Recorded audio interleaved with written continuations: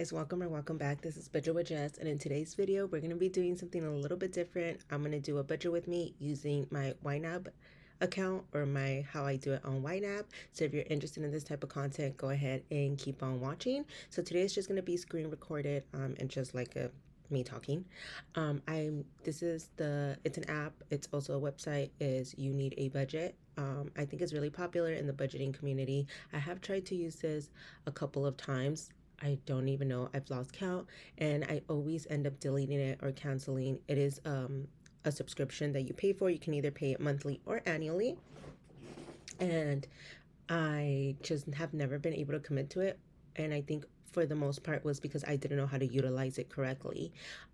This time around, I really wanted to use it because I stumbled a couple of videos on YouTube, and I really did like the concept of it even more once I kind of figure out more how to navigate through it. So I am excited to keep figuring out how to use this into my lifestyle and keep actually like using it. So right now I paid for a 1 month subscription of it, and in this 1 month, if I do like it, then I'm probably gonna pay for the year, but we'll see. I think I still have about 2 weeks or so to really do this. So even like my first budget that I did after I watched the videos, it didn't turn out exactly how I wanted it, but now I kind of got more the hang of it.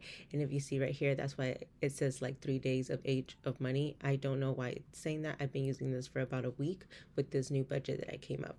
Okay, so let's go ahead and get started. So this is going to be my Etsy income, and my Etsy income is $359.76.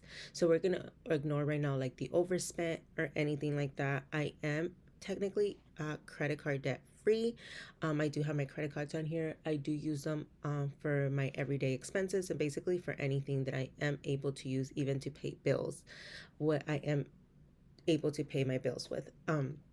So I do keep track of it right here, and I like that it has that feature. I also have my bank account, my normal bank account, my savings, and my bill account, and I think that's about it that I have on here. I'm not going to show it because it does show, I mean, I don't mind. It does show the real like money that I have. It's not like I'm rich or anything, but yeah, even though it has it could tell you like your bank account, I don't exactly link my accounts to it. I just don't want to, so I enter everything manually. I can also enter the transactions that I'm doing, take out money from like one category, put it into whatever credit card I use, and then after actually clear the payment and see what account it's actually coming from. So I think that's really neat. It is a learning curve, but I'm really learning to enjoy it.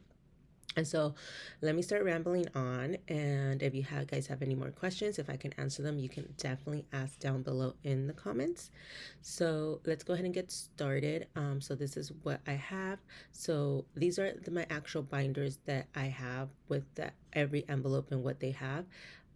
This one is actually my buffer. I put my buffers. This is my Wells Fargo, my actual checking accounts buffer that I have. I have my Capital One bills account, I have it in here, and I have a high yield savings account for my light bill, which is separate from my bill account, just because I was budgeting throughout like the non-summer months extra money in here so it can build some interest. And right now that my bill is coming up higher because of summer, I am pulling out of here. So this ended up being a very good thing that I did. But this is just an overall of what I have, and I just put this on here because sometimes I put money aside that doesn't make it into my cash stuffings for my regular paychecks, into my savings challenges, but I still want to account that money. All right, so so this is from Etsy income, I think for the last 3 weeks. I want to thank anyone who has bought from my Etsy shop. My link to my Etsy shop will be linked down below if you guys are interested in anything. So let's go ahead and we're going to go into my business binder, and we're going to start off with taxes. So with taxes, we are going to add $72. And now we have $344 into this.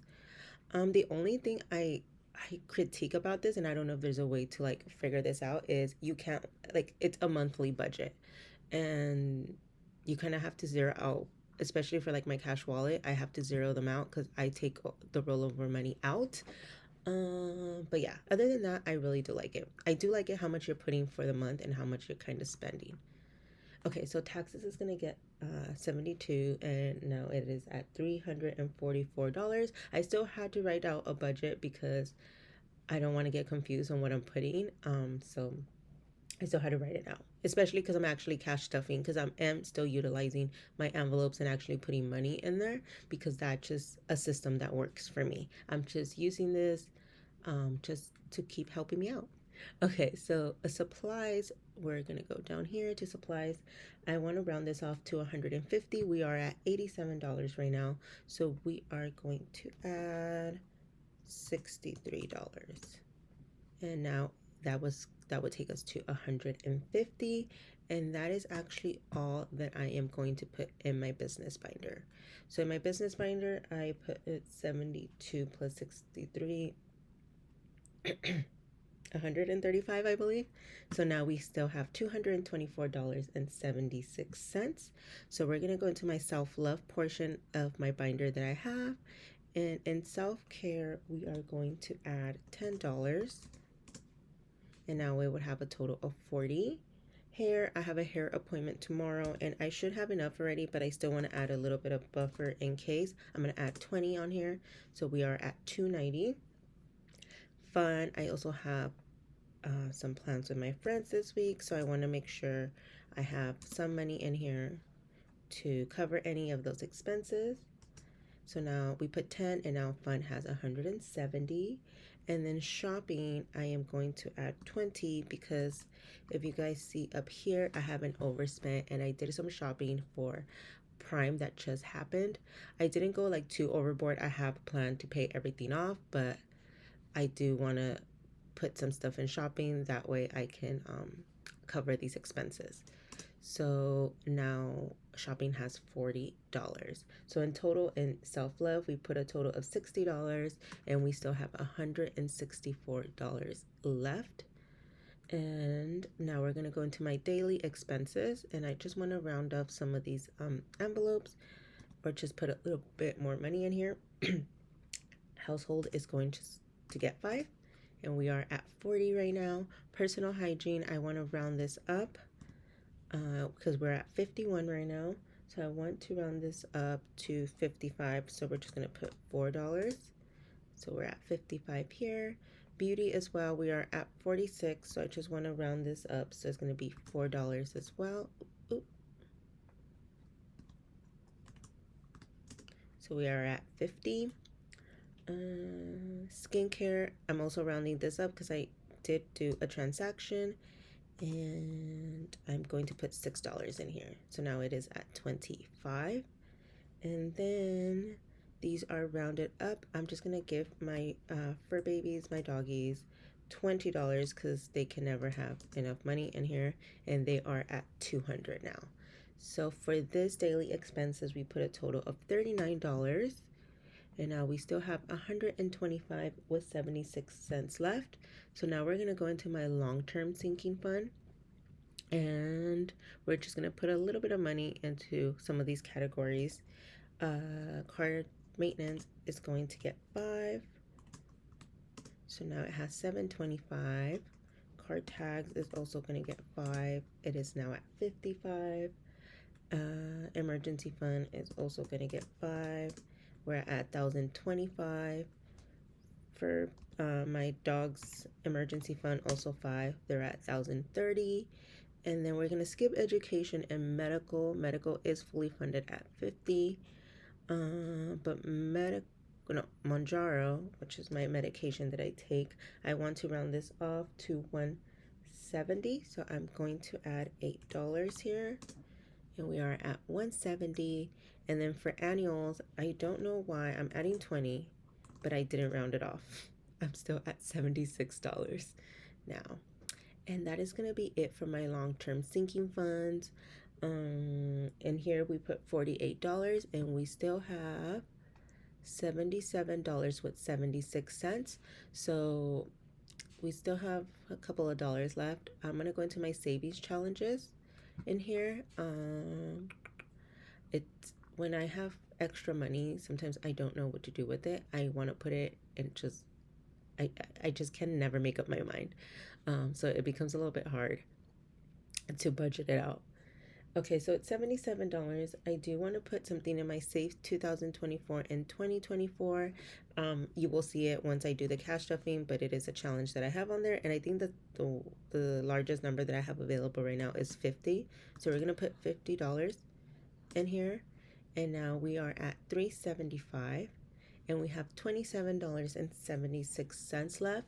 So I'm going to go into my 100 envelope challenge, and I think the number 27 envelope or box is still available. So I'm going to add $27 to this challenge, and now we're at $419. So for this, we put $77 left, and we have 76 cents left. So when I have that, the point of this app is to give every dollar a job. I Even having it in my buffer, I consider it having a job. Its job is just to be in my buffer, in my bank account buffer, for either for extra expenses or for emergency as well. So for this one, the 76 cents, I'm gonna add it on to my buffer, my checking account buffer. So now we are at $1,135.22. So this buffer is what I have in my checking account. This is after my paycheck hits. This is what I have. So it stays on there even after I cash stuff and everything. This is what I have left. Like I said, it's like a cushion. If for one of my paychecks for some reason I am short, I can grab some money out of here, and I just like to keep it at this amount just to keep me secure, if that makes sense. Also, to add to this buffer, what I do is, let's say I spend like $39.16 on gas. Let's just say that's what I spent. I will pull out actually $37 from my gas account, or from my gas envelope, and the remaining, whatever this is, whatever the remaining sets is, I would go and switch it over to my buffer up here for my checking account, because I'm not going to play around with cents. When you guys have seen my unstuffings, if you guys have watched any of those videos, I just rounded up to the next whole dollar. And technically the rest just stays in my account. Hopefully that makes sense to you guys, because I pay most of my transactions, like I said, I pay with a credit card. So it won't, and most of them are, I mean, they have balances on them, but they are money is in my account for me to pay them, so it won't let me overpay. If Hopefully I'm making sense to you guys. So that's exactly what I do, and it does help build, my buffer up just a tiny bit. So anything really does count. So this is, I don't have any more money to assign. All of my money has been accounted for. It's ready to go. I'm ready to cash stuff it. Most people use this, and I think they just leave it in their account, and it's just how they live. I cannot do that because I am scared that I will spend it. This is already like scary. I pretend like this doesn't exist. But to have like all of it in there, I don't think I have that self-control just yet. So cash stuffing is still the way to go, and I really do thoroughly enjoy it. I enjoy cash stuffing it. I don't mind going to the bank and pulling out the money and putting it into my envelopes. It really does help me stay on track. So this is what works for me. It might not work for you, but it definitely does work for me. And yeah, so this is the budget that I have. Hopefully you guys enjoy these videos. I am going to make a budget of how I do my bills, because I am doing them a little bit differently. I was cash stuffing them, but now I'm not. So now I'm utilizing this, and I'm still a month ahead. And I think I'm like a month and a half ahead. But I'm going to make a separate video once I get paid, to show you guys exactly how that works. And hopefully it's helpful to you guys, because watching videos of people doing this was very helpful to me when I'm starting to do this again. Okay, so that is it for this video. If you guys haven't, please subscribe, like this video, and comment down below, and I will catch you guys in my next video. Bye.